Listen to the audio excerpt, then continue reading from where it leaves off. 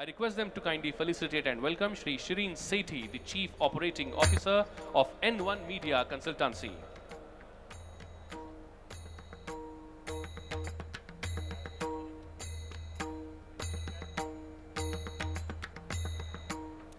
Hi.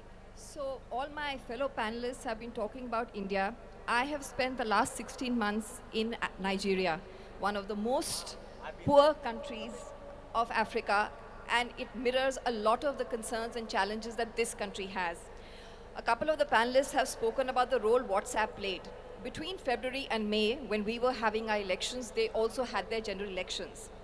They have a president called Muhammad Buhari, who's 76 years old. The opposition started a rumor that he had a body double, a doppelganger whose name was Jubril from Sudan, and that it was not him, but that it was a body double who was going for all the campaigning. This rumor became so strong that even international agencies like a BBC, like an AFP, Reuters, started fact-checking on it. At that point, in the newsroom was this Indian team. There were some people I had taken from South Africa and the Nigerians.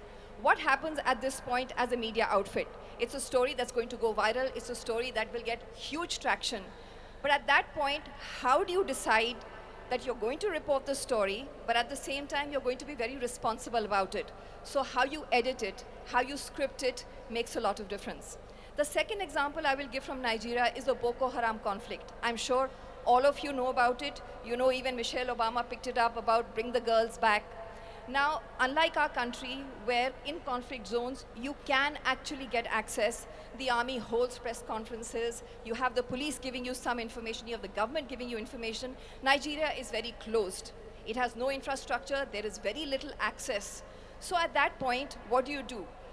During the conflict, there was huge displacement of people. There were relief camps set up. The government started saying, we are doing very well. People are very happy. How do you check that? And that is where I'll go back to the point someone said about, citizens making a difference. But I think at the end of the day, it is us. It's you media students who are going to be the next generation who will become the fact checkers. Today for fact checking, there is huge amount of technology. There are fully automated tools that tell you, you can check claims, you can check transcripts, but nothing replaces the human journalist and how he or she verifies. And that's where I think all of us need to play a very strong role. Thank you.